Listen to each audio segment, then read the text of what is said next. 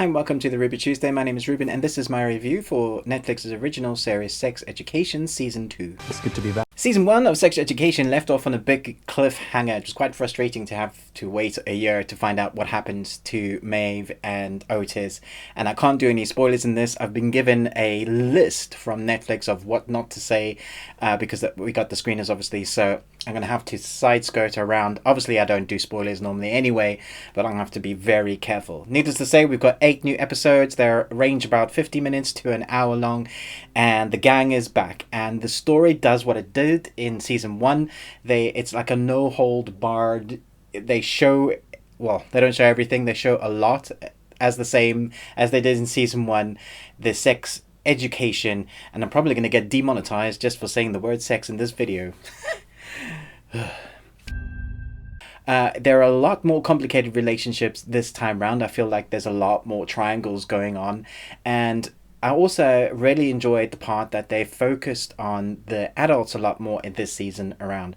I was able to relate. Obviously, everybody can relate to the series no matter what age you are normally, as long as you're from 15 and up or 18 and up even. It's an 18. As long as you're 18 and up, you can probably relate to this because we've all gone to high school. We've all had some of these experiences. The diversity in this series is quite unique. I've never seen a series that is as diverse as this in when it comes to exploring sexuality and relationships and love and what that means and what that looks like for various people. It's a real kind of understanding, or even exploration from young to old, of what relationships look like and how they go into our lives. And so there's all those threads in amongst Otis'S adventures, I guess you could call them, life adventures, and who he loves and what's family like, and dealing with his father issues and dealing with his mother issues and dealing with, relationship issues. You get to see all of that in its very messy, often comedic way. If you like the first season, then you're going to get more of that. I would say I think they've even gone for more of the kind of shock factor in some episodes. If you were shocked or are easily offended in episodes from Season 1, then you're going to get the same here. There were moments where I even paused a couple of episodes and I went, whoa, what is happening there?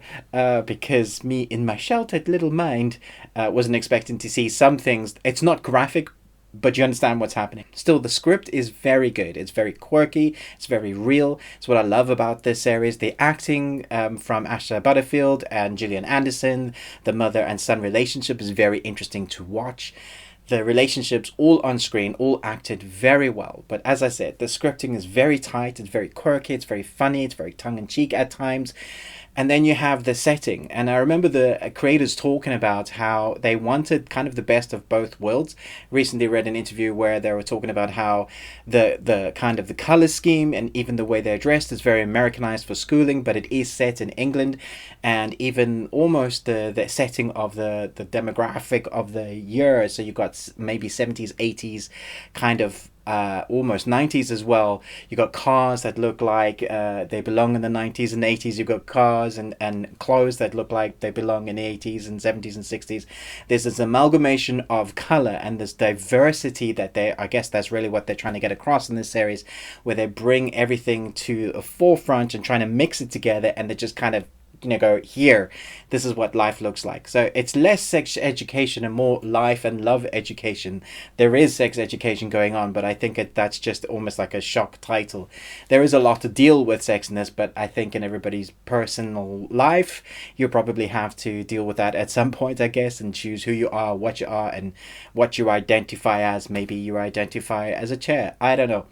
But it does tackle a lot of those, and I think it does it well. It takes itself seriously, but then there is also levity to the scripting, which helps it not be depressing and dark and moody. There's a lot of laughter and fun to be had in here, and also a lot of really cringy moments. One of the, not cringy in the bad way, but a way in you like, oh, I can't believe he's going to do that. I can't believe she's going to do that. That is timed well, and I think that's hard to get across. I think it's a very tight script, very well acted, very well put together. I don't think everybody's going to like this. If anything's to go by Season 1, there were a lot of people who were upset with this, like, how can you show this? How can you be saying it's okay to have this and that? I'm not commenting on the actual content almost about this series, more like how it's put together. And I think it's a well-crafted series. It's very well acted. Gillian Anderson, I think, is fantastic again. I really enjoyed the adults. I really like the fact that for me, there was a new way of crafting a villain. And I'm not going to go into spoilers, but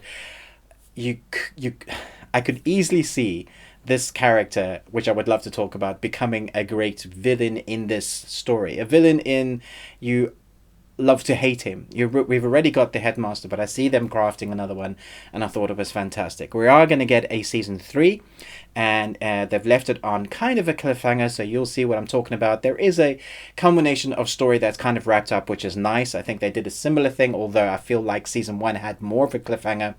I really like what they've done with the relationships. I'm not sure which season is better at the moment. I really enjoyed it, season 1 of Sex Education, because it's a very brand new, interesting idea, and they kind of just went for it. Season 2, they do the same thing, but they explore more of those relationships and things that we didn't really see in season 1. So it's the repercussions of what happened in season 1 is what they have to deal with in season 2. So it's be interesting to see where relations go in season 3.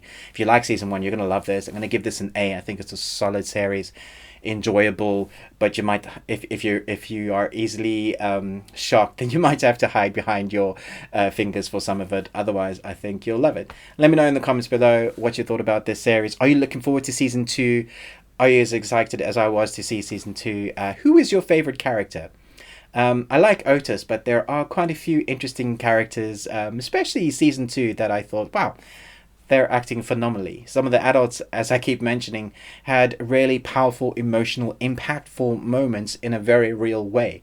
And I thought that's hard to get across sometimes when you're dealing with comedic situations or sexual situations that can come across as comedic, and then to deliver a really heartfelt moment is very good. So yeah, I was impressed. Thanks so much for watching this review, but most of all, until next time, remember, live long and Tuesday.